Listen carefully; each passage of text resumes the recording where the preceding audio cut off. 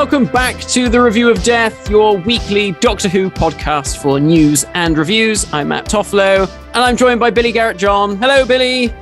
Hello, everyone. It's the last one of Flux. It is. It's over.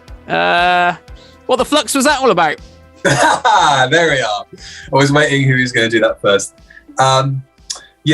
This is the last time that we'll kind of get together weekly to review New Who for like ages, because it's going to be the 3 specials next year. Yeah. And then the special in 2023. Yeah. And then New Doctor Who when? Like a full series? This is the last full series for a couple of years. Maybe spring 2024? We chose the wrong time to launch a podcast, didn't we, really? We did. We'll get through it, though. We've got lots of It's not like there's no Doctor Who to watch in general. That's true. The next one is the 1st of January, isn't it? Yeah, that's Eve of the Daleks. Should we talk about that quickly? Because it's obviously, entirely unrelated, apparently, seemingly, to Flux. It looks all right. It looks quite good. It's like Groundhog Day with Daleks. Seems interesting.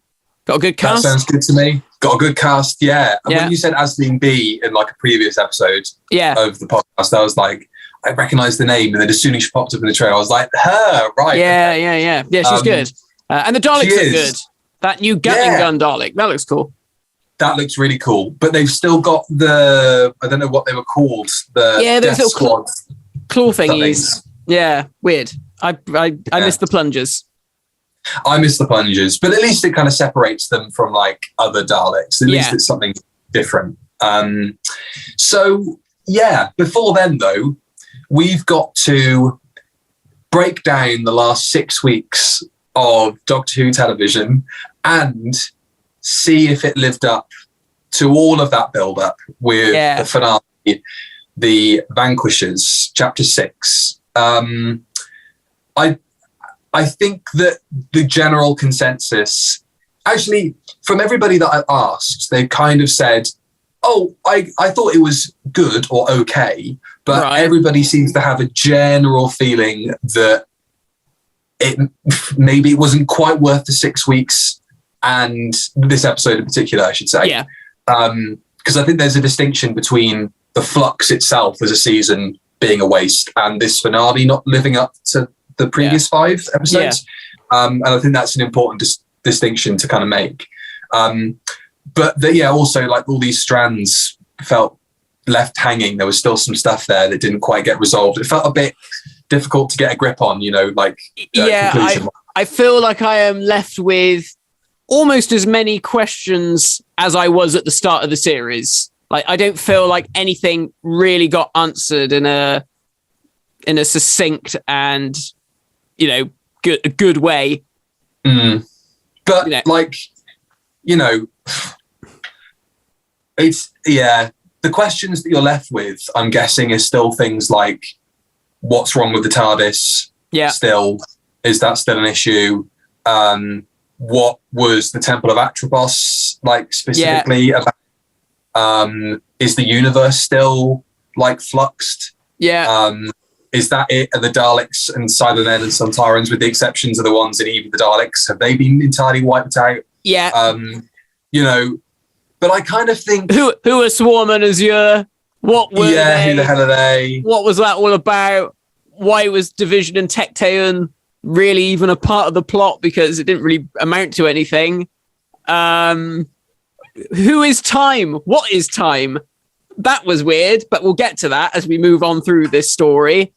I think the first thing that we should probably address is the Sontarans. Were they the big bad after all of that? It felt like it.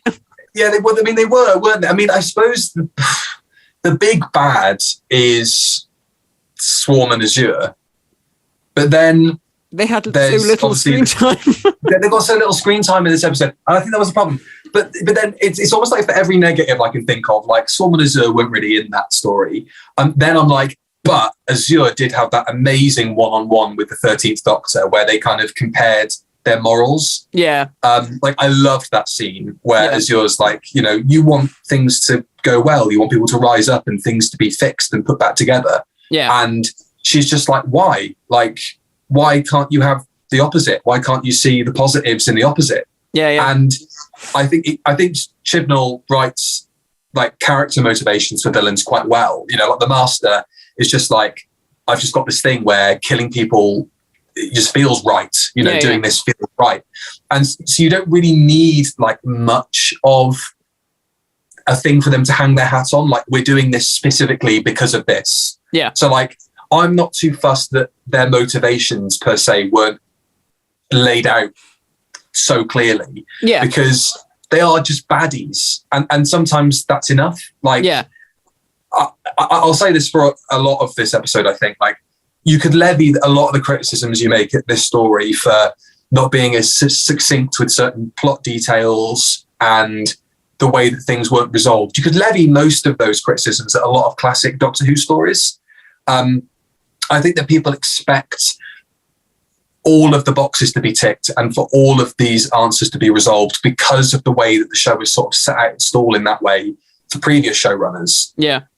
And I think that there's an expectancy to get the same level of explanation that you would have got with a Stephen, but, you know, maybe not with a Russell or whatever. But I don't think that Chris Chibnall expects that much of his audience, and not in a negative sense. I think he just kind of writes it for you to enjoy it in the moment as like a big fat dose of Doctor Who.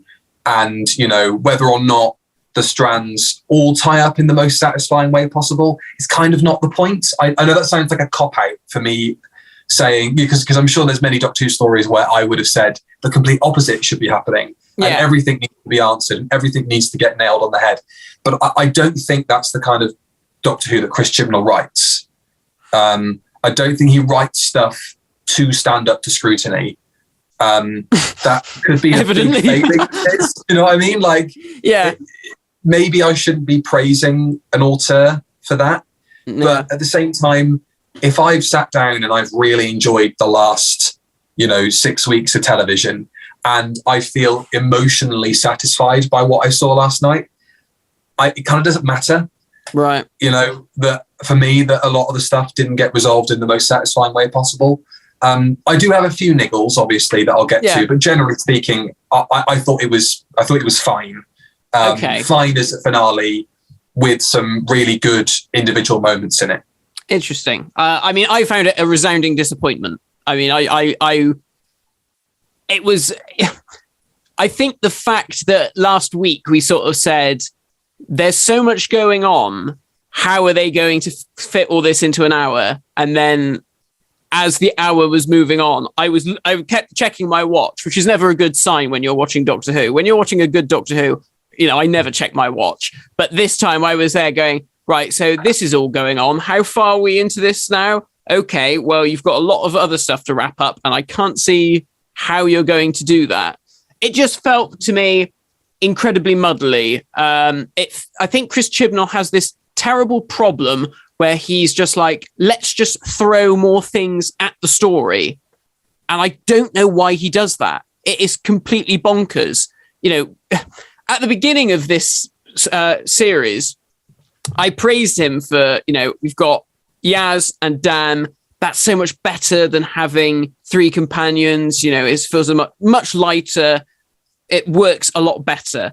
Unfortunately, by the end of this story, there are just so many characters that really don't need to be there. Kate Stewart, what was she there for? So I think we might have already mentioned this. I didn't get to rewatch this story. This is the first episode of this season that I haven't rewatched. But I managed to watch the beginning of all the episodes. Of all the episodes, yeah, the most important one. So annoying. But at the beginning, when the Doctor meets Kate, and she's like, "Oh, I'm Kate Stewart, head of human resistance against the Sontarans," and it's like, what human resistance? It's you on your own in some bloody tunnels. And what are you even doing? What have you done? You've brought the TARDIS here somehow, and she's just sort of there. She's there for the story. And then at the end, she's like, "Oh, hope to see you again, Kate Stewart." What? As a bit of bloody background scenery, you might as well have got a cardboard cutout of the silly woman and just stuck that in the corner. It was ridiculous. She did nothing. Did she even do anything to get on the Sontaran spaceship? Did she actually do anything to help the plot? No. And I think that I think her being in it specifically is the thing that I'm like, about? Because, like, you could have maybe swapped her out for somebody who was already part of that ensemble rather than introducing her at the end of the previous story, pretty much. Yeah. And then, because I was shocked that she actually appeared again, to be honest. Yeah. I kind of thought, if there was an appearance by her later, maybe it gets left on the cutting room floor. I'm not sure I'm that bothered to know what happens after her house blows up and all that kind of stuff. Yeah. And in that same vein as you're talking about with the way that Chibnall kind of treats her in the story, I was much more of the mindset that that'll never get referred to again. And that scene of Kate on the phone is probably the last time she's ever going to be in the programme. That's kind of how I thought of it for some reason. But that human resistance thing, I was like, well, so we're going to see some sort of like, band of like survivors. Yeah. Like unit people that have like, gathered together under her control and are like, okay, they're going to be like a little strike squad against the Sontarans, which I think would have probably worked much better than what we actually got with the corner shop nonsense, which I hated. Oh, I like that scene. Oh, you bloody would like it, wouldn't you? Look, I'll say it for this reason.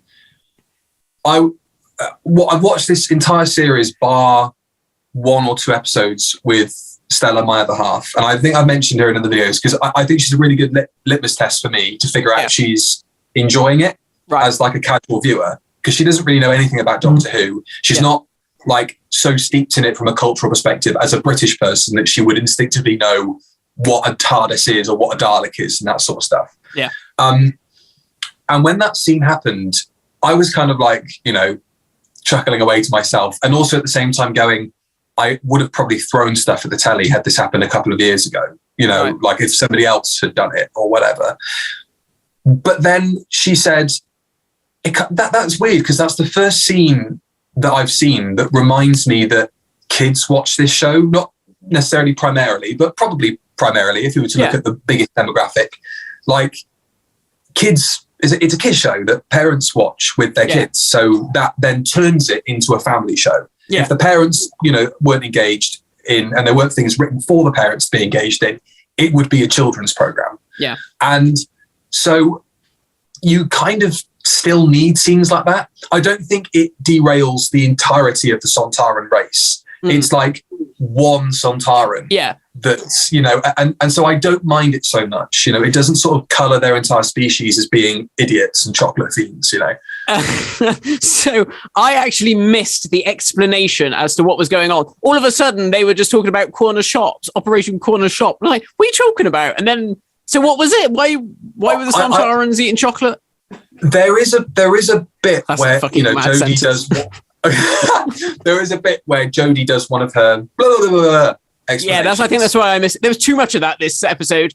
If you weren't really listening, I wish I had subtitles on, because I think if you really weren't listening intently, you're going to miss stuff. Or even if you were, I think we're lucky that she can carry that stuff off quite well. Yeah. Because I'm not sure if you put that stuff down in front of Peter Capaldi, he'd be able to just gnaw it off like in that way, he probably would cut it down by half. But I think she mentioned something about gravity and the Sontarans' relation to gravity. Yeah. I kind of took that as like, they need more gases in their stomach and there's going to be some kind of fart joke at some point or whatever. So they need to eat like sugar rich or whatever kind of rich food. And that happens to be chocolate. So they have to they did mention specifically that they've targeted corner shops when they've landed. But beyond that, I don't know. Okay. All right. That's your explanation. Fine. I mean, well, you know what I thought. I know what you thought. I thought it was silly. But that's me. What did you think about the 3 doctors? Obviously, that was the big part of the story, having 3 doctors. Yeah, I didn't mind it. I thought that was quite clever. And I think that is kind of part of what we were speaking about last week, going like, how are they going to resolve all these plot threads? So actually to split the Doctor across 3 of those plots, the main three. Yeah. So she's still there and she's still playing an active role in each one. I thought was a really, really clever idea. Yeah. Because you're not losing out. Like, not. I think that's the problem when you've got so many threads going. And this is probably why I didn't feel too disappointed by it. Is that one or two are always going to be weaker depending on who's part of that cast. Yeah. And the fact that Jodie was across all three made all of them important. Right. And I think that she got nice individual moments in each one. Like each one kind of had their standout moment. So for me, like her with Azure and Swarm was that one-on-one she has with Azure. With Carvanista, it's the scene where they're in prison. In the prison, yeah. And that whole bit where he kind of opens up that they had a prior relationship, I thought was really, really well done. Because it's funny just sort of seeing a companion of the Doctor's that isn't, you know, a white person in their 20s or, you know, any human, yeah, whatever, like kind of opening up about emotions and having an emotional attachment to the Doctor. Yeah. And it made me think, God, has this show just thought in this tiny box for such a long time? Because like having a non, you know, bipedal humanoid companion would be such a breath of fresh air. It would be really cool. And it's nice that it kind of opened it up to that with Carvanista, and you can kind of imagine, hey, there's like a kind of, obviously the Chewie allusions are kind of patently obvious. Yes. But I liked the fact that there's a dynamic at some point in the past that involves Carvanista as a companion, because I take Carvanista as a companion on the show going forward. I think that they'd be great on the program. Well, I think this is it. A lot of people said that, you know, it would be cool to see, you know, the adventures of Joe Martin's Doctor and Carvanista and what that would look like, and, you know, exactly what would they get up to. And then I can't remember if I think it's part of the same plot thread with Carvanista, but the whole thing with the Grand Serpent, that torture scene, I thought was brilliant. That was really good. Again, another example that when you just pit Jodie against the good villain, she just absolutely hits it home every single time. She's brilliant at those scenes. And I loved that whole sequence. I thought she was excellent. I think that'll be a defining scene for her when people go back and rank her scenes. I think that one with the Grand Serpent's going to be great. Shame that the Grand Serpent doesn't actually have any weight to him whatsoever as a character. I was just about to say it was a great scene, but again, the Grand Serpent was another character. It's like, did he need to be in this story? No. It's like, what's the point? It's just another body filling airtime but no real reason. You know, there was no real sort of face off between him and Vinda. You know, it was just like, oh, you're here as well, are you? Oh, well, we'll stick you in the deep space on an asteroid. You know, it just felt needless, you know, and again, it just made everything that happened in last week's episode with units again feel a bit pointless. You know, that was such a big part of the episode, all of that unit stuff, you know, from the start all the way through. And then what did it really amount to? Oh, you set up unit just to shut down unit just so the Sontarans could invade. Well, that was nice that you showed us how that happened, but honestly, I'd have been very happy with just, government funding got cut for unit, so the Sontarans can invade. And then Grand Serpent wouldn't have needed to be in it at all. It just feels like Chris Chibnall had 10 episodes in his head and thought, shit, I've got to put this into 6. Oh, but I really like that idea. Wouldn't it be nice if I could put that in there? Oh, go on, I'll just squeeze it in. Oh, I really like this idea for that story, but I can't do it because there's only 6 episodes. Oh, what if we just squeeze it in? Oh, it would have been nice to have done a unit story with Kate Stewart. Oh, well, we'll just drop her in anyway. It just doesn't work like that. Now, I could be talking completely out of turn, and he could have come up with this completely separately, but that's just how it came across. It was just too much, too many people. And I think towards the end, I just sort of was like, I didn't really care. The people that I do care about, the stuff that I was really interested in at the start, and I think everybody was interested in, was the Swarm stuff, the Azure stuff, the Division stuff, the Doctor's memories stuff. That ended up becoming the least significant part of the entire plot. I didn't give a shit about the Sontarans. You know, I love the Sontarans. War of the Sontarans was a great story. Excellent. They did not need to be the big baddies of this whole thing. Sontarans are wonderful, but they're not the big baddies of a story. Especially when you've got like the Daleks and the Cybermen turning up, being very stupidly duped into being destroyed. That was so ridiculous. Like, oh, okay, we'll form an alliance. The Daleks and the Cybermen are going to form an alliance with each other and the Sontarans. Yeah, come on, don't be stupid. Daleks would just turn up and kill a lot of them. They'd have their own bloody shenanigans all planned out. So, I don't know. Maybe I'm overthinking it. Maybe I'm just being an angry fan. But it just... You could be a lot angrier. I could be a lot angrier. But it just felt like very disappointing. I think that the hype has played a big part in it, because we were talking, and I don't think this is me blaming fans, because I'm going to sort of bring Chibnall into the discussion as well. But I think we were talking last week about even before, like Tecteun. Yeah, we thought Rani, White Guardian, no, just Tecteun gets killed at the end of the episode and doesn't really get brought up in this one, which is a bit bonkers considering the Doctor considered her a mother at one point, and as far as the Doctor's concerned, if she never goes near that fob watch, that's the only person that could have actually told her anything about herself. And we built up these pictures in our heads. We expected Jo Martin to be in this week's story, and she wasn't. That was like a given as far as we were concerned. Yeah. And I think the fact that those things didn't happen, or that some things happened, but not necessarily in the right order. Yeah. I think has weighed down people's opinion of this story. We all get caught up in the malaise of sort of like, oh, it would be amazing if this would happen. It'd be amazing if that happened. And I think that that's a little bit of what's happened. I'm not going to blame the entire thing on the fan hype, because that's not fair and it's not really the case. No. I will take a second though to talk about COVID. Right. And the effect that would have had in the season. Because obviously you mentioned it feels like 10 episodes worth of material squeezed into 6. Yeah. And I think that's probably very much the case. Yeah. I also think the fact that you've got to consider these people had to form bubbles so that they weren't in. I think that like the Grand Serpent is probably a character wearing many different characters' hats. Yeah. I think that there's lots of characters in here that are doing the job of maybe 2 others that you would have seen through the series. So like, for example, but then the show also isn't kind of afraid to, like when a character's done their bit, like Williamson's farewell. Yeah. I thought, do you know what? The balls of you to just go literally to the character, your bit's done now. Like off. you can go away, like please, exit stage left sort of thing.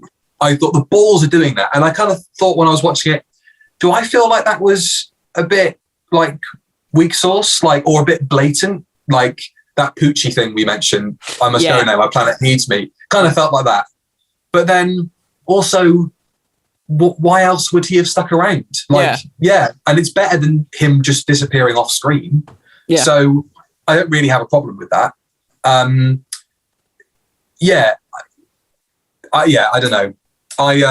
I totally take on board and agree with most of what you're saying, if not all of it.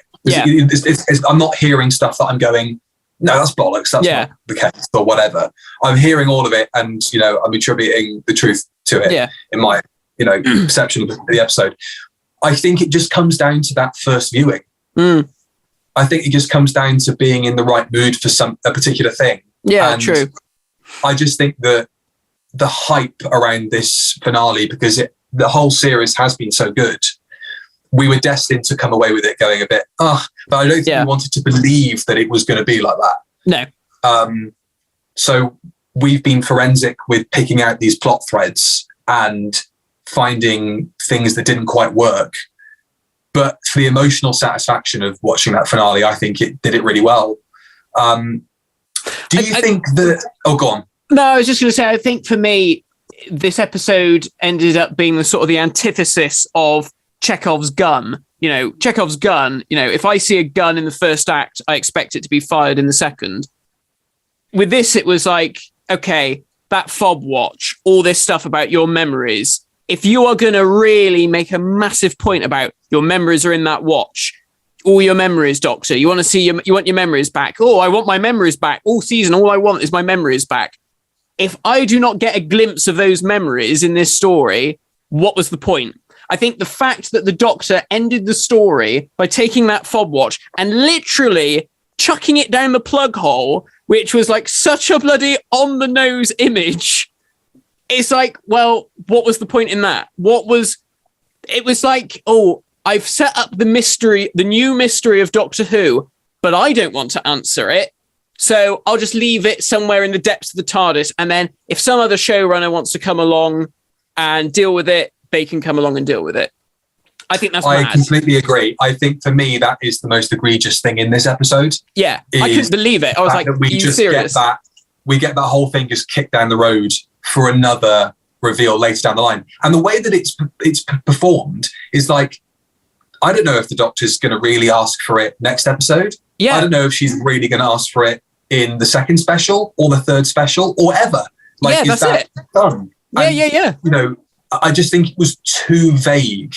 Yeah. After a whole season where you kind of feel like that's the build-up. I mean, last season kind of felt like it was supposed to be the culmination of that thing. Yeah. And so to have it kicked down the road again to maybe never be answered. Yeah. That's my main frustration with this story. And I think it's the thing that really drags it down in my estimations. I think every other thought about the way that certain threads weren't picked up on or examined or whatever is perfectly valid. But for me, the one thing that really annoyed me was that. Yeah. You're right. It's the investment. It's the investment early on in the season of going, this is where we're going. Yeah. And then at the end of it, to just be like, we'll save that for another day. Or you thought that's where we were going, but we're not going to do that. Yeah. It was a real cop-out, I think. And I'm really frustrated that it led to that.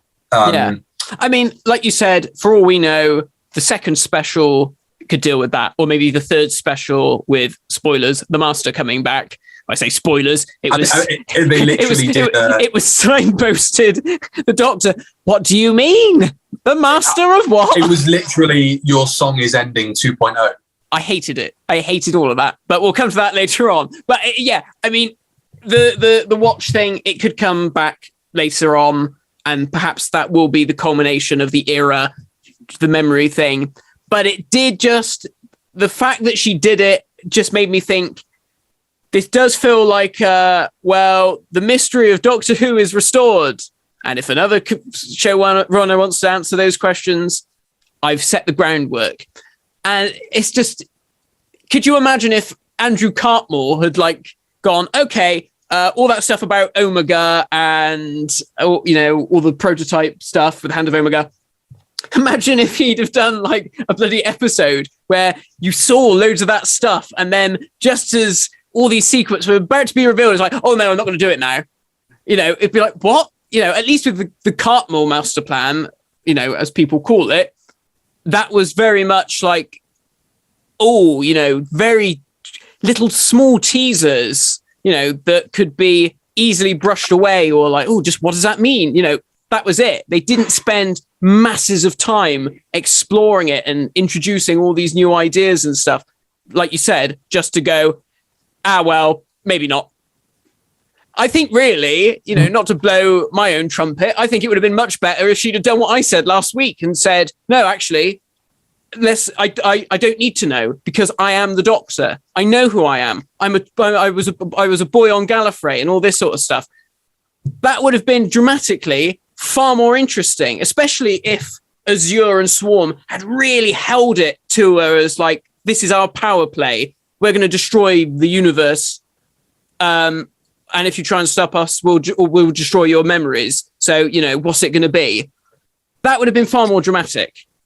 I think that whole thing with the memory house. Yeah. I think that it would have helped. It would have made the Doctor deciding not to open the fob watch better if we had seen a new thing. I know that, we have that whole thing of adding too many elements into something that really needs truncating anyway. Yeah. Or kind of, thinning out. But I think if we'd seen something that was like a proper shocking, what is that? Yeah. And the Doctor deciding to get rid of the fob watch would have been, I've seen enough to know that I don't want to look in that watch. Yeah. That also would have been good. That would have been good as well, yeah. I think that the mind memory house being disintegrated, I don't think it had any weight to it whatsoever, because it's a metaphor. And like, for an episode that's promising or seems to be hinting that we're going to get closer to the Doctor's origins than we've ever been before, to then just have a metaphorical thing disintegrate is like, well, I don't feel like Jodie can go as much as she wants, and you can make her look like she's disappearing, or kind of like, Back to the Future styley. But I think, seeing that thing disintegrate doesn't mean anything to me. Like, because we don't know what it is. I know, exactly. Like, okay, so it's not actually a real place, so it doesn't have any kind of physical stakes in it if it starts to disintegrate. Yeah, I've now found out that it's a metaphor, so I don't really care what happens to it. I get that it's the Doctor's memories, but I don't know what those spires represent. I don't know how many thousands of memories those spires represent. I guess there is that fun of it that we'll never know. And that's quite cheeky, I think, in like a cool kind of way. Like, all this build up about what the Doctor's lives actually are, and the Doctor losing those memories. Here we are, bang, she's just lost a lot of them anyway, and she'll never be able to get those back. It's not even a case that, she'll get some questions answered. Like, those memories are gone now. And I think that's quite brave. And I wouldn't say brave. Brave's the wrong word. Cheeky is the right word. It's kind of cheeky to go like, we're going to do this, and then here it is. Let's get rid of loads of stuff before you even see the kind of the main detail. I think it would have been better if we'd seen stuff. I think that would have added a little bit of weight to deciding to toss the fob watch away. It just seemed, it came out of just left field. It was just like, oh, what? Why would I just couldn't understand the character motivation. After the whole season, we've been told so many times throughout the season, I've been trying to hunt down Division. I've been trying to find out who I am, where I'm from, and this, that, and the other. And for her to just be like, you know what? I don't think I'll bother. It's like, what? It just felt weird. Speaking of like metaphysical, weird things, time. So this was something that I really didn't understand, because obviously throughout the whole season we've had a lot of stuff about Swarm and Azure, talking about time, space versus time, the war between space and time, and all this stuff. And I was quite surprised when time, which I just assumed was the force, the metaphysical force of time, actually turned out to be something that you could chat to. I was like, what's going on here? Like, why did we not have a scene in freaking episodes ago where, time was like bloody Emperor Palpatine or Hordak, and they were there worshipping this thing, and was like, we will free you, you will become mastery of whatever. Not just, why is there two swarms? And why is it, what? I just didn't get it. I was just like, what is happening? It baffled me. And all the antimatter stuff. When it was talking about antimatter, I was like, Christ, they're not going to bring Omega into this as well, are they? No, I know. I think the antimatter stuff was a bit leading from a Doctor Who fan to write antimatter into a script. It's a bit like... Because that's what I thought. I was like, time's turning up. Oh, God, is it going to be Omega? It's like Omega going to be like this big bad. But it just seemed very odd that, okay, you've got this other baddie, really, that we just didn't know about. I know. To have all of that kind of the lead up to a possible Omega reveal mentioning antimatter. I didn't quite get the whole thing with the Lupari ships are matter, so when they meet antimatter, it will cancel it out. There was something to do with matter cancelling out antimatter, I thought if according to Doctor Who science, I thought if antimatter and matter in the world.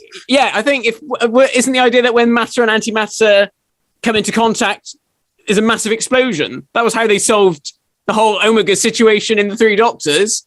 And that was why they had to stop Omega from coming into the Arc of Infinity, because it was going to blow up the universe. Even that whole thing about the Lupari ships being the anti to the antimatter or whatever. I don't know if I misheard that, but they get obliterated anyway. Yeah. And then what do we think about the resolution of the flux itself being absorbed by a passenger form? Because when it happened, I was like, so I get that you've set up the idea that this thing can hold a lot of something. Yeah. I get that. And I so part of me is kind of like, whatever, like they'd set up that it could withstand or hold a lot of something. Yeah. But it said it could hold a lot of like lives, like a hard drive or whatever, not that it could withstand absorbing the flux. Yeah. You know, destroying everything else. Yeah, exactly. It's destroyed everything else. And like texturally, I still don't know what the flux is. It's just like an event of antimatter that's wiping through the universe and has been impervious to the Earth this whole time for some reason, but has now kind of come back round again, because the Doctor was somewhere near Earth and the Lupari defenses, surely, when the flux hit them. Yeah. Or at least that's how I took it. I maybe not. I need to go back and rewatch it. But, another issue that I have with this story is that the geography of the story is very confusing. You know, I don't really know where anything is. You know, I don't know where the Lupari are in relation to the flux. I don't know where the bloody Sontarans are hiding. Are they behind this wall of Lupari ships? What you know, what is where? I've got a bit muddled, and I was just like, okay, I'll just go with it. Fine. But yeah, then the passenger thing, like he suddenly just appeared in space, hanging outside the TARDIS. Like, where did he come from? How did that happen? Just so many things are like, oh, okay, fine. I'll go with it. Sure, okay. You know, and maybe that's fine. And I'm sure some people are like, oh well, you know, it's just Doctor Who. You just switch off and just take it as it is. But I think after the series as a whole had spent so long, you know, building up mysteries and, you know, teasing us that we were going to get answers, to just get for the answer to just be, just go with it. You know, it sort of harkens back to some of the Stephen Moffat issues we used to have, where, you know, the Peter Capaldi thing in the Dalek story, I've got a cup of tea. Where did I get that cup of tea from? I'm the Doctor. Just go with it. And it's like, that is. I have to say though, I think I prefer the way that it's done here, because Chris Chibnall isn't just knowing, you know, he isn't going to the audience. No. Shut up. Oh yeah, no, totally. Like, totally. That's the difference to me. Yeah. But if we go down that line of questioning, I know that there was somebody in the comments the other day saying they're sick of me going on about Stephen Moffat. Let's make this the last moan at Stephen Moffat that I have. Do you think that the finale ending up this way, I know we're kind of already skipping to a conclusion almost, but we'll go back and cover some other bits. Do you think that in the same way that some Stephen Moffat stories you go, that didn't get resolved, that seems a bit lame, do you think this is going to suffer from the same thing, the same fate? Absolutely. I will, you know, it was the exact thing we were worried about as far as I'm concerned. We mentioned it talking about the Weeping Angel story, because the Weeping Angel story was superb. You know, we said, well, wouldn't it be a shame if the resolution to all of this is shit? And as far as I'm concerned, yeah, it didn't deliver, which is a shame. But it seems like such a persistent thing in modern Doctor Who, particularly, that you get all this build up to a finale that just doesn't quite deliver. And we've had that for a fair few years. I think you're right. And that's disappointing when we've praised the structure, taking a dip into something else. I don't think that this is endemic of like that being a fault with this format. No, not at all. Like you said, this has been a problem for a couple of years now. This is the first time we've gone back to a serialized format since the classic series. Yeah. I think the journey was excellent. It was the destination was the cock up. I still think that I can enjoy the journey, though. Again, yes.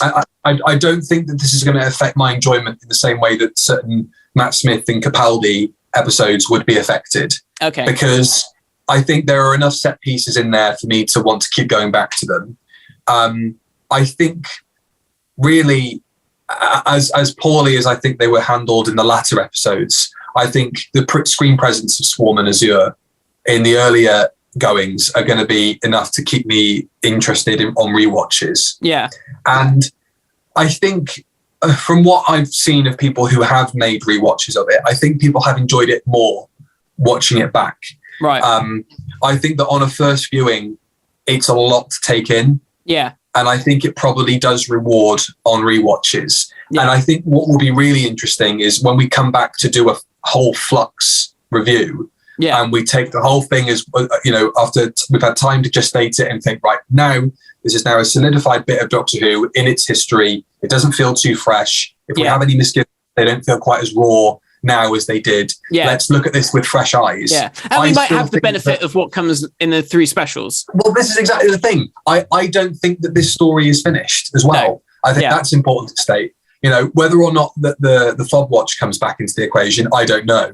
But I still think that there's a big question mark, obviously, hanging over the state of the universe as it is. Yeah. I think we could have something like, what do they call it in Marvel? The blip? Oh, yeah. The blip, yeah. I think that the Flux could be referred to, at least for the next couple of specials, as they are, in that way, that it was something the universe is still dealing with. Yeah. Because there wasn't anything in there, it's funny, that Chekhov's gun thing you mentioned earlier, we all expected, and I heard a lot of other people commenting afterwards, what can be, what is compressed can be decompressed or whatever, or expanded, decompressed. And that didn't actually end up happening. No. And I think that was interesting, that everybody applied this logic of, that's going to be, like, that would have been a way worse cop-out, to solve the Flux. So actually, the passenger isn't the worst possible way that the Flux could have been dealt with. And the fact that the passenger is there anyway, I think there's going to be enough for you to buy it on rewatches that's where the Flux ends up being fixed or whatever. That it's not going to be that much of a problem. Yeah. I guess it's, it is still, it's 48 hours old, this episode, as a recording. No, it's 24 hours old, excuse me. It'll be 48 hours old as of you guys watching this on YouTube. Yeah. Upon the first upload. And I think that as we go through our rewatches and our reappraisals, certainly of Jodie's era, but specifically of Flux, I think that it's gonna lift in our estimations, I think, especially the finale. Yeah. Okay. Well, I hope so. Yeah. Do you want to put a bet on that as well? I won't put a bet on that because I'm sensible. I still think there's enough to explore next year. So what threads have we still got hanging there? I think Carvanista, Vinder and Bell, they're done. That's a nice big finish box set in the making. And I actually wouldn't be adverse to seeing it because I like Carvanista. And I think Bell and Vinder are fine as well. Vinder having his kind of moment with the Grand Serpent. That kind of, I've been waiting to do this sort of thing. Right. That was quite cool. Like his character, I think everybody's character ended up where they needed to be. Yeah. And to me, that emotional satisfaction, I think, comes from that. So really, with the plot threads, I'm just waiting to see if those get picked up again later. Yeah. So what do we think we can come back to then? Well, I mean, really, it is Division and the Doctor's memories, Joe Martin's Doctor. I mean, she hinted very heavily that she's probably going to come back. So I wouldn't be surprised if in maybe the next one or the one with the Master, the finale, she's in it or something. Because it does feel like, there's a massive question mark hanging over that character. Unless that is just going to be the thing of we never know. That's the mystery of Doctor Who. Even she doesn't know where she's from. But, I think when you get to that point, I think if that ends up being the case, and then of course we then move on to Russell, who is undeniably never going to talk about that stuff ever again because he's going to want to do his own thing for his whole new era. It is just going to end up feeling like, well, what was the point in that? We might as well have just stuck with William Hartnell to Jodie Whittaker, and those were our doctors. But, I don't mind being proven wrong, but that's just how it seems to me. And I guess really the only other thing is this stuff with the Master, that's been hinted at, Time saying, watch out for the master, he's coming to get you. Ooh. And of course, like, oh, you're good. Oh, yeah. Now, what the frig? The doctor, you're gonna. So then, doctor, you're gonna regenerate. No, you're not. You're gonna die. You're not gonna regenerate. Your regenerations are knackered. It's like, really? Like, why? I don't know. I didn't take that as literally as some people have. I need to look at the dialogue again, but I didn't take that as literally as you've got no more lives left. I thought it was just she literally said something like, no regeneration, you're gonna die, or something. Right. Well, is that the way we set up Russell 2.0? Like, that's the end of this regeneration cycle, onto a new one? Bloody hell, this is only your second regeneration out of the new lot. I know, it seems like weird to bring it up anyway, in that case. You know, like, what, I mean, I'm sure there are ways and there are instances where Time Lords have been killed in a way that bypasses their ability to regenerate. You know, we've had that before. Yeah. You know, but I guess we've had that whole, the Doctor's actually just going to die and not regenerate thing. Yeah. Much like in the same way we had Gallifrey's been destroyed. We've had that before. And it's like, and much in the same way as we've had the portent of doom that, Doctor, your time is up.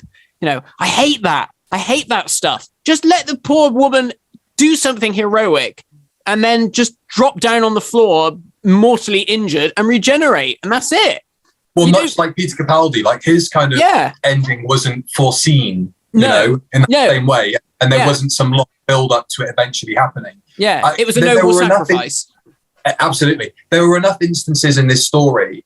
I kind of felt it would have been interesting that all three Doctors are mortally wounded in some way as they're doing their own thing, because they all go through it. You know, I thought, is the Doctor, is the gluttony almost of spending as long as she did in her own memories. Yeah. Is that too much for her, actually seeing all of that anyway? Yeah. And that would cause a regeneration. Yeah. I did that whole thing before. Gone. I did kind of think that was where it was leading, because they made such a point of like, oh, you know, if you don't come back together soon, you know, you're going to die.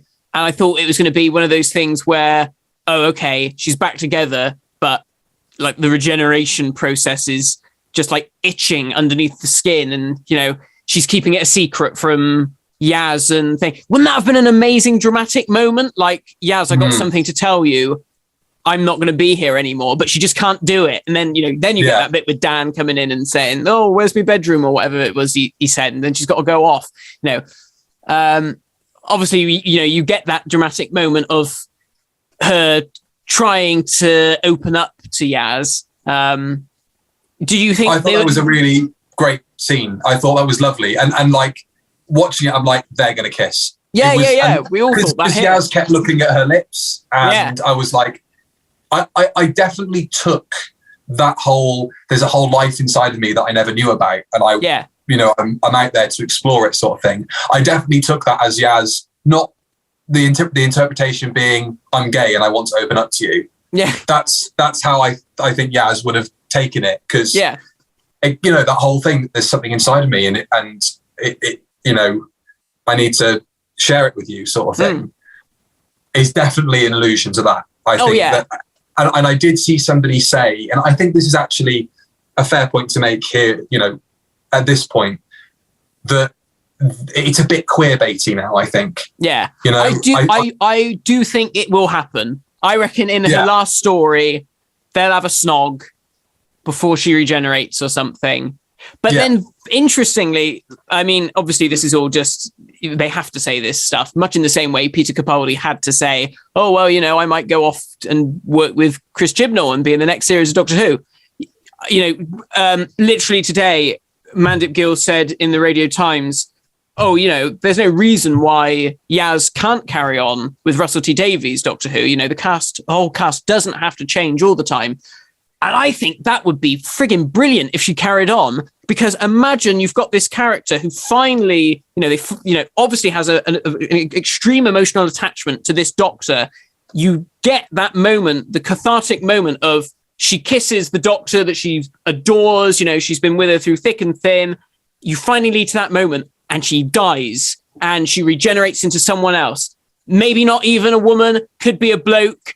what a mind bender that is for that character. And then you've got Yaz having to deal with, well, I have all these feelings for this person, but you're not them. You're totally different. And how do I feel about that? That to me, as a viewer, seems really exciting.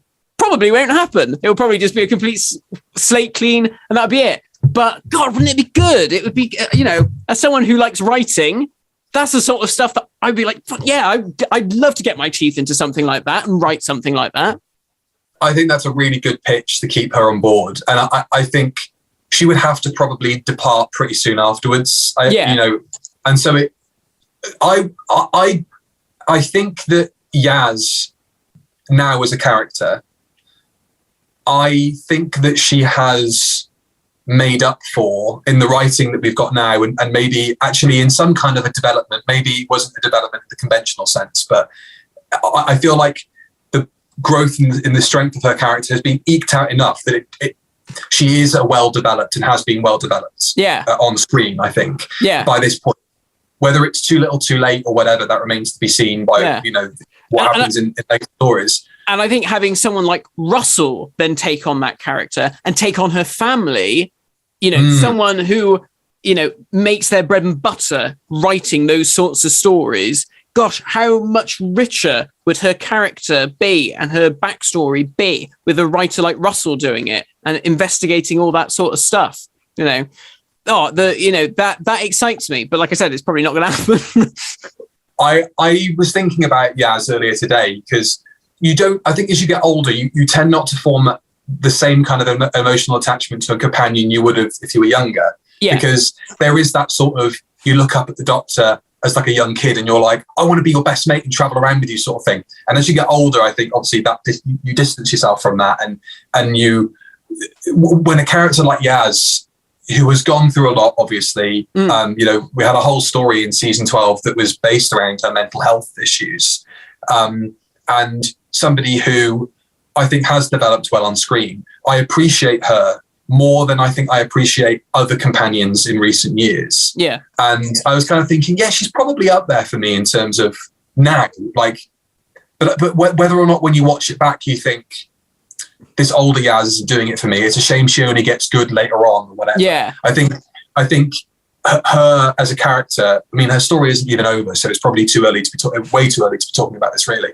But in the grand scheme of things, I think that she'll come round to being one of the most consistently well-structured characters that the new series has had on board the TARDIS. I think she'll be seen as actually being really quite a strong companion. Yeah. But it is just a shame that all that she's waiting for now as a character for her arc to be done is to have that kiss with the Doctor. And you're right, it's obviously going to happen. And I think that when it happens, it will be cathartically, in a storyline sense, it will be a really satisfying thing to finally see.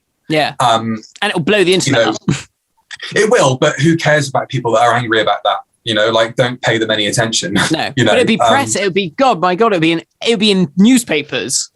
Of course it will. Of course it will, because, that hasn't happened before. And someone's got to break the seal. A female Doctor has to kiss a female companion at some point, because if it's not going to happen here, how long is it going to happen? We're going to have to wait to see it happen again, So I think that on the whole, I'm happy with Yaz in this series. I think we should talk about the other characters that were alongside her, though. Yes. I think we should talk about... I'd like to talk about Jericho first, actually. Okay. Because I kind of feel like his sacrifice should have been reserved for Carvanista. I feel like Carvanista kind of should have been in that place. His species have been wiped out. Yeah. I don't get the impression that Jericho hasn't got anything left to live for. No.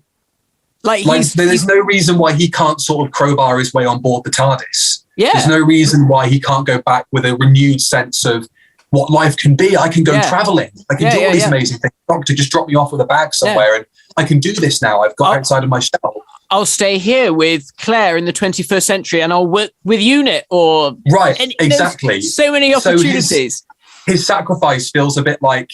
I don't think he would actually... I don't buy that he would just sacrifice himself like that. I think he'd be pretty pissed off. Yeah, I agree. But like you said, Carvanista is species are wiped out, which came again very left field. I was like, whoa, what? We've sucked them all out into the airlocks. Somewhere out in space, there's just loads of dogs flying around. I did kind of want to see that. It makes a lot more sense for him to be like, I'm the last of my kind. Let me do this one thing. Oh, and by the way, before I do it, Doctor, me and you, we were in a weird furry relationship. Yeah. My brain's frazzled. Yeah. It would have made more sense for it to have been Carvanista. And also, they set that thing up with the poison in his brain. Yeah. And then, like, he's going to be mortally wounded. Yeah. And then the doctor's going to say, I'm so sorry. And then he's going to say what happened. And that'll be the thing that kills him. Yeah. Because it's like, unless he comes back and his final action is to do that. Yeah. That's another Chekhov's gun thing that you're like, it's so bizarre that like, he should have just said, I can't tell you, it's too traumatic for me. And the doctor probably would have gone, that's annoying, but okay. It's interesting you should say that, because Harry Draper made this exact point about melodrama and drama. He mentioned it on Twitter, and he said, melodrama is, I can't tell you this thing because my brain will explode if I tell you. Whereas drama is, I can't tell you this thing because the emotional pain of it is just too much. And it would break your heart and mind. Yeah. Like Carvanista had spent a lot of that scene detailing the trauma that he still carries from whatever happened. Yeah. So it's fine. Like, you shouldn't need to have that in there to explain why he can't tell the doctor about division and what happened between them. Yeah. Yeah. Again, it's just this endemic thing of this series or this era of just adding more stuff. Just keep adding more stuff. That's never the answer. Less is more. You get told that throughout life. Less is more. I think. What if more is more, Matt? Have you thought about that? No. I think we just need to look at the stories that were really strong this season, like the Sontaran story and the Angel story. Look how bare bones they were. Okay, this is the plot. This is going on with the Sontarans. This is going on at this temple. This is going on with the Angels. Fine. You don't need a bazillion different things happening in different places. Like all the stuff that was going on with Claire and the psychic whatever. I got a bit lost with all that. I didn't really know what was going on. It was something about pinpointing when the flux was going to come out. It's just like, it just feels like more guff and more waffle. I feel like the Sontarans could have gone, we've used our computers to work out when the flux is coming. Okay. That would have been it. That would have been fine. Yeah. Again, it was just like, we need to bring this character back. I didn't feel like, oh God, we need to see Claire again. I was quite happy with how it ended up with her. She was left in the village or whatever. I'd forgotten about her completely. I don't know. It's just a lot of stuff being piled on sort of for the sake of it, really. Something that just came to mind then. Where was the flux supposed to culminate? Do you remember? Earth, wasn't it? Wasn't Earth meant to be the last place? Well, Tecteuna wanted it to be Earth. Swarm mentioned Atropos is supposed to be the final. Yeah, I got confused about that as well because, again, why did they end up there in that case? Because, actually, it was nice to go back there to be reminded that's still an important part of the story. Yeah, and I'm glad they did. But equally, what does that So, is Atropos the most important place here, or is the Earth, or was that where the flux was going to finally culminate, or I don't know. Yeah.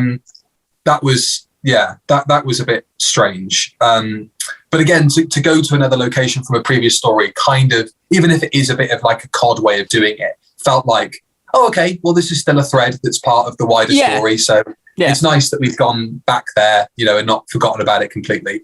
Unlike Dan, who was completely forgotten about in this story. Yes, yeah. What was he doing? That's a very good point. I hadn't thought about that.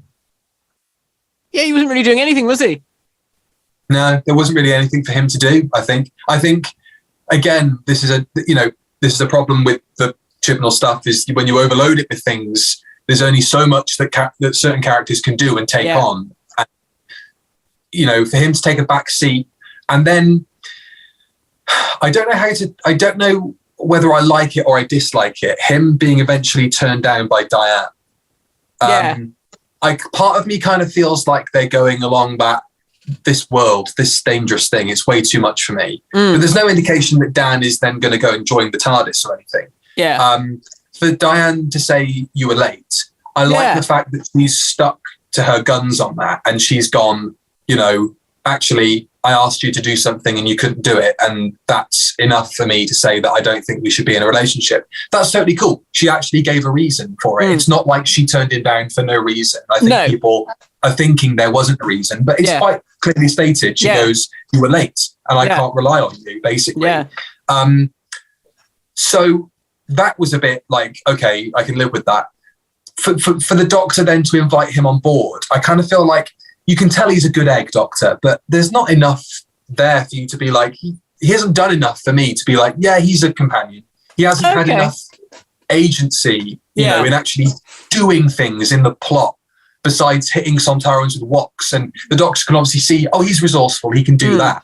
But I can't think of anything he did in this season beyond that, really, besides being a passenger to the whole thing and being what Yaz was years ago, which is just asking questions about the whole thing. Now, this is the curse of the Doctor Who companion. They need to do that. But you can also still use the character that's there to be expository and to ask the questions. You can still give them something to do. Maybe by chopping Kate Stewart out of the story. Maybe by, you know, the Grand Serpent thing not having as much screen time, or that Dan is somehow involved in that, or, you know, whatever. His involvement in it is so minimal that I can't remember which part of the plot he was in. No, not me. Now that you mentioned it. He was in the tunnels, but after that, did he leave the tunnels at any point? Like, he ended up on the Sontaran spaceship because he got Carvanista out, didn't he? Yes, a dog thing, but you're right, and I think maybe it would have been nice character development for Yaz as well, because obviously Yaz at the start, unless I'm misremembering, wasn't she a bit like, oh, don't really want him aboard the TARDIS, you know? And obviously they've spent 3 or 4 years together in each other's company. It would have been nice for Yaz to have turned to the Doctor and said, look, he hasn't got anything.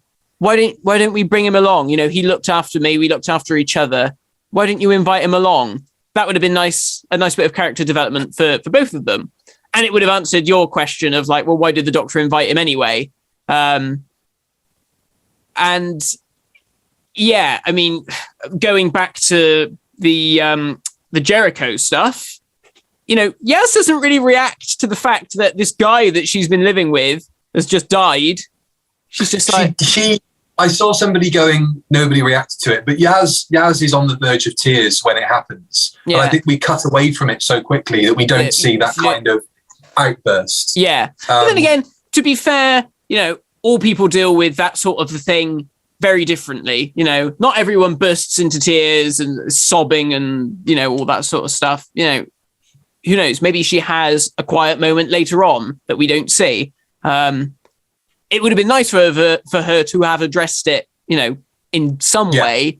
It just sort of felt like, oh, okay. I know what you mean. Another question I've got, I think it might be one of my last points really, but is the TARDIS still messed up? Because the last time we see the interior, Carvanista is sat on the box that's melted into the floor. And I kind of, you know, so time has got to still be broken in some way, because like, I can't remember at which point in the story, either if it's directly before or directly after everything gets put back to normal or the flux is contained. But the TARDIS is still obviously in a bad state. We know from the promo images that have come out for Eve of the Daleks, the kind of first teaser of the TARDIS, there's still issues with it. So I guess, the TARDIS is still buggered. And maybe through the specials we just see the degeneration of the TARDIS and it just gets worse and worse and worse. There could be something in there. I don't think that's done. No. I think the indication that the TARDIS is still damaged is an indication that at the very least the TARDIS thing will still be looked at, and possibly because the flux or aspects of the flux were causing that the universe being in tatters is going to be looked at again, I would imagine. And something that Guy Lambert was talking about on Twitter last night, the alternate universes or the multiverse, again, that was another thing that nothing came of that. Last week you and I talked about, maybe that'll be it. Maybe they'll move into the second universe, or maybe they'll take the seedlings of Tecteun into the second universe and reboot the universe. And that'll be like a slate clean for the next showrunner sort of thing. Did we see Division disintegrate by any chance on screen? Did we see all of that stuff blow up and disappear? And no, I don't know. It was constantly on the verge all the way through that it was about to collapse. But I don't know if we actually saw it happen. I might be wrong. Yeah, we did. I don't think we did. I mean, we might have done, but I can't recall seeing that happen. So I'm not sure. So potentially there's an Ood just stuck on a spaceship somewhere. Poor bugger. Well, I mean, they did say they were going to trap the Doctor there, living out perpetually the death of every single person a million times over. Yeah. So that poor Ood is going to be in a right state left on Division. He's the only person they could have left to do that with, Yeah. I did like that moment when the Doctor comes round and he's like, "Oh, Doctor, you're going to die. Do you want a drink?" I thought that was really great. There's a nice humour to the Ood. Yeah, exactly. Yeah, there's a kind of, while all around is crumbling, they're still polishing plates. There's that kind of Crichton. I was going to say it's a Crichton thing. Yeah, it's really lovely. Yeah, I like an Ood. I think I've kind of covered all my points, Matt. Have you got anything else that you want to talk about? Not really. Can we talk about taking that for the score, not just here, but for the whole season? I think has been really, really good. For the whole season, I think I'd give it a 7 or an 8. Okay. I did enjoy the season on the whole, but it lost points because of the finale. I think a 7 verging on an 8 overall for me, like a kind of a middling 8, not a light 8, but a middling 8. I think that I can forgive it a lot more because I like this era more. And that is my bias. I think somebody asked us to review this in an unbiased fashion. I think, well, unless you bring something vehemently opposed to the kind of points you're making, like suddenly bringing politics or, racism or homophobia, transphobia into a conversation, that's like a bias to me that seems completely irrelevant. Everybody's perspective on something is going to be slightly biased and slightly skewed. I've been more favourable to this series, so and this era, so I've probably been more favourable to this finale as a result. That's my bias. I guess the kind of acrimonious thing about the review of Death is that we're pretty different in our perspectives on this era. Certainly, I'm more forgiving of the story than you. But I haven't disagreed with anything you've said. No. So I find it difficult. Yeah, I feel like I'm not ignoring points that people are making at all, and every criticism of the show and of the finale that is fair and isn't a bad faith argument is probably right. I'm not denying that people who disliked it are wrong. I'm not saying they're wrong, but I enjoy Doctor Who in a different way, I think, now. Okay. I probably would have criticised this episode very heavily a couple of years ago, but I've just enjoyed this last couple of years of Doctor Who so much. There were so many times watching this that I just felt like this is as pure a Doctor Who as you could get.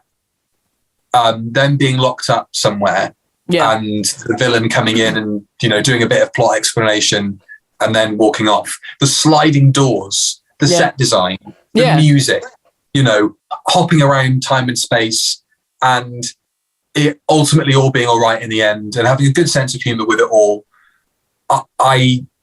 I just can't escape the fact that I feel like this is the most Doctor Who's been since it came back for me. Yeah. And that's enough for me to push it over, to get over the line a bit more easily than other people in liking it. Yeah, I was going to say that, that you'd mentioned that it felt, that it felt like the most Doctor Who.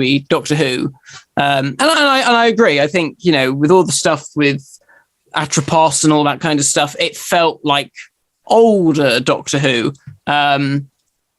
So what would you, if you had to give it a number, what would you give it? I think I'd probably give it an 8. I've bigged it up so much, I don't think that I can go for a 7. I think I have to go for an 8, to be fair. But, all the criticisms, I hear them, and I agree for the most part. But I just enjoyed it all a lot more. Okay, that's fair enough. Well, that's very good.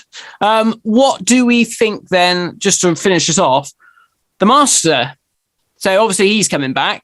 We knew this anyway, but, the show went out of its way to tell us he was coming back. What do we think is going to end up happening with him? How do we think he will figure into the story? Cybermasters coming back? There was also a line there about forces amassing against the Doctor. So, I took that line of dialogue and that whole thing to mean there's going to be lots of baddies that want your head, and the Master is going to be conducting all of it or leading them all. Yeah. That's kind of how I took it, I guess. Yeah. So I guess it's going to be something like that. It's going to be a bit of a Pandorica, opens kind of all the big bads coming at once to finish her off, and the Master's sort of leading the charge. Yeah. Yeah. And I mean, he had the Cybermasters, didn't he, with him at the end of series 12, and he said something like, "Oh, this way," didn't he, when they were escaping? So yeah, potentially they're coming back with him, and like you said, maybe some other old baddies.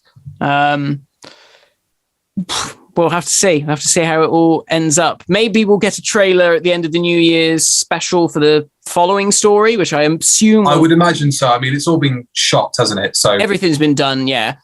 So yeah, I would have thought that would be maybe spring for the next one, potentially. Interesting though that again they made this point that, oh, Doctor, you're not going to regenerate this time, but all of the press release stuff for the centenary special has all been the regeneration story of Jodie Whittaker. So we know, and obviously we know Russell's taking over, so we know that a regeneration is coming. But that then throws everything into, if we break that down, because we know that the console room set has been demolished. We know that Jodie's already shot her last scene. And as far as Jodie Whittaker is concerned, and I think probably everyone's concerned, the new Doctor hasn't been cast yet. So how will that work? Will they green screen the new Doctor onto Jodie's body? Will they just put the new Doctor into Jodie's costume and do that on a green screen and superimpose it into the TARDIS? Maybe it won't take place in the TARDIS. Maybe it will take place somewhere else for a change. I mean, I've heard a rumor about what the 60th anniversary is going to be. Yeah. To me, without going into it, I kind of feel like, and actually I felt like this before I kind of found out about it. I sort of feel like we will have not a riding off into the sunset, but an unseen regeneration. Okay. I don't think it's going to happen in the TARDIS, which will be a change. I mean, I just think that realistically, shooting wise, if you haven't cast your Doctor, are you making more work for yourself by having to do this whole green screen rigmarole? Yeah. And also because they'll be shooting it with different lenses, I'm sure. Yeah. They'll be shooting it in a different way entirely. To then try and marry that, True. I think is probably just not worth it. So do you think it'd be a bit like the War Games that we don't see? Yeah, I think it will. Yeah, okay. I think it will. But I think it will be hopeful. I don't think it's going to be that same kind of like, Jesus, what's going to happen to the second Doctor? I think it's going to be much more of a, the regeneration happens. And just as we start to see the face change, maybe we'll know who the Doctor is by that point. I imagine we will. But just as we see the face change, we cut, and then we have a lead in for the 60th anniversary. Okay. Well, I guess we'll see. We'll wait and see what happens. If we even see that much of the new Doctor, even if we see that much. Yeah. So yeah. I wonder how long it will be before the new Doctor is announced. Who knows? It could be days, it could be weeks, it could be months. I don't think it will be this year, somehow. I don't think it will be this year. I would be surprised if it's before summer. Okay, next year. I'm thinking it's going to probably be tied into the promotion and hype for Jodie's final story. If it does get announced before Russell is actually the incumbent showrunner, because technically speaking, with another year of episodes to go, he kind of isn't. Yeah. You know, like he's not answerable for what we're seeing on screen now. If anybody's got a problem with it, it's still Chris Chibnall who's going to be, you know, picking up the phone or whatever. Yeah. So I think that if we do get an announcement, I don't think it will be before next summer. No, I think you're probably right. Because if you think about, well, you know, the episode won't be airing until November 2023. There is a long time before anything needs to start being shot, and nothing's probably written yet. Exactly. And that's just the shooting of that special. Yeah. And, you know, if the new Doctor's even in that. Yeah. You know, it could be something else entirely. So it'll be interesting to see how that new run of it is promoted in general. You know, like I think that, you know, knowing that Russell is going to come into the show, I think considering all of that is so patently obvious to an audience that's going to happen. Yeah. I think this series has actually done a very good job in standing on its own 2 feet and kind of just going like, oh, who cares what's coming next? Like, we've still got all this to come. And I've really enjoyed the fact that the talk hasn't been about can't wait till Russell comes in. No. You know, it's been, let's wait and see how this plays out. So let's not, it's not even kind of worth thinking about, I suppose, at this point, because we know so little, and so little has actually been done fundamentally. True. So little, you know, Russell actually has another show. That's right. I think he's written for ITV. The Crossroads one, yeah. And so, you know, he's still got that to contend with to a degree before, you know, you don't just write a thing and hand it over and it's shot and then you necessarily move on to the next one. You know, there's still aftercare and so on. So I'd be very surprised if any substantial work has actually been done on Russell's Who. Yeah. I do not think that they've even thought about casting a Doctor. And given that process takes months to send out the feelers and to get the tapes down and to actually make a decision and, you know, contract negotiations and so on, I cannot imagine that we're going to see anything this side of next summer. No. If it does happen next year, it won't be before next summer. No, I think that's probably a safe bet. And I'm glad, really, because, you know, you don't want to take the impetus off the incumbent Doctor, especially leading up to her final story. Which is hilarious, because we've always known before the final episode who they're going to turn into. Yeah.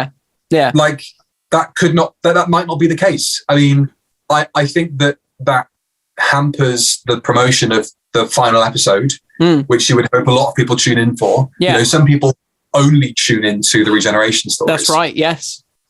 So, you know, you want people to know that something's going to happen. Yeah. Everybody knows Jodie's going to regenerate into somebody, but the promotion of who that person is, how big they could be a big factor in how well that story does.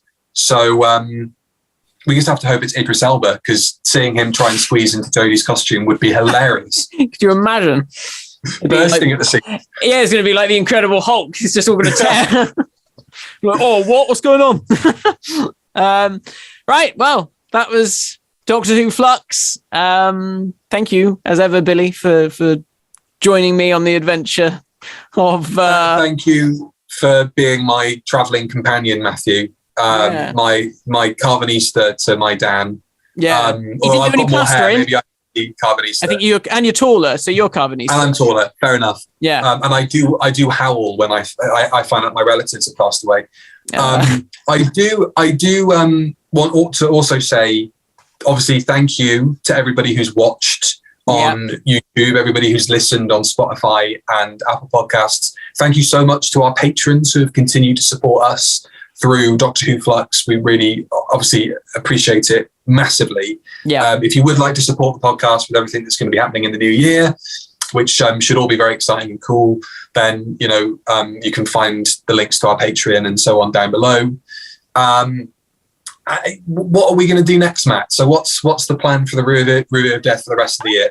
So we've got the Day of the Doctor, which will be an audio-only podcast. That was what we recorded live at Phantoms Pandorica 2021, which was great fun. So that's going to be coming out next. That is audio only, but it will also be available on YouTube. It will be available on YouTube. Yeah, it'll just be like a video of animated waveforms, like the boss from Green Death.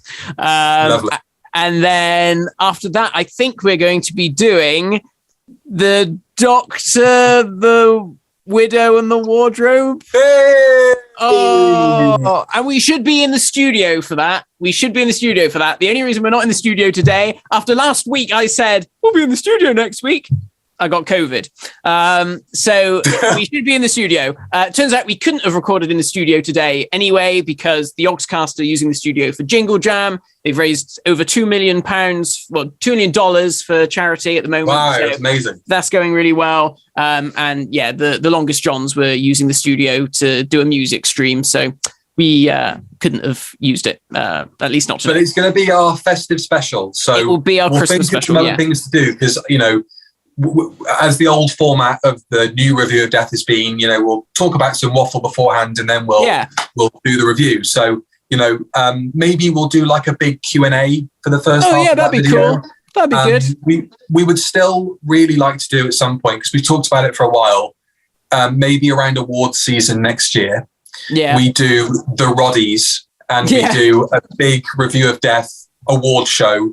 And we'll come up with some categories, and it'll all be based around the TV show, maybe a little bit of alternative media, but considering that isn't really our realm, we'll have to think of some other categories. Yeah. But we'll try and do, the last 12 months in Who, and then that will also include, obviously, the festive special, which will be good. Yeah. And we'll have more of a clue of what's going to happen later in the year, so there'll be more to cover. And, of course, we've still got to review the festive special, of course, will be coming out on New Year's Day. So, hopefully, I guess we'll have to check our calendars, but maybe we could do, that, in the next couple of days after it comes out, Yeah. We'll try and do it similar to this in terms of turnaround. Yeah. And I've got to give you your Christmas present, which is sat here. It's here on my desk, out of shot. So, and it's been there since last week. And I was like, oh gosh, I better move that out of the way so you can't see what it is. Oh, he's lovely, he is. But yeah, anyway, that was a long outro. But yeah, just a massive thank you. We'll do all these platitudes later, but specifically for this run of Flux and the reviews we've done. Yeah. It's been a lot of hard work on Matt. The fact that he's been turning these around in 24 hours. No, like the first time he did it, I was like, I mean, that's great for the first one, but this is not sustainable. We've set ourselves up a standard to maintain. But the fact that these episodes have come out when they have is all down to Matt. No, he does all of the really hard work, and he's put a lot. He puts his He doesn't have an early night on a Monday. The hardest day of the week. He's right. I get notifications. Discord pops up, because if you become a patron for £5, then you get access to the Discord and you get early episodes. At about midnight, I see it pop up on my feed on Discord. Matt's gone, new episode, everybody, there you go. And I'm like, good God, I'm tucked up in bed with a hot water bottle. So, massive plaudits and massive love to Matt for all the work he's done. He's been absolutely superb. We'll have to see what the format's going to be moving forward back into the studio, because do we go back to the table setup? Do we go back on the sofa? I was quite enjoying on the sofa. I thought it was quite comfy, quite cozy. Let us know what you think, folks, because let us know what you think of the setup, and hopefully we don't do many of these, for the rest of the run. So we'll have a toy around with stuff in the office, but this is early days for the podcast, and we've hopefully got some exciting stuff with some exciting guests. Doctor Who's have said yes to being on the Review of Death. I'm not going to say who, but it is, I'd say, a guarantee that you will get a Doctor in the review of Death next year. Is it that bloke who had "I'm the next Doctor Who" on his car? Has he agreed to do it? If he had the car with him, then yes. But on his own, I can't.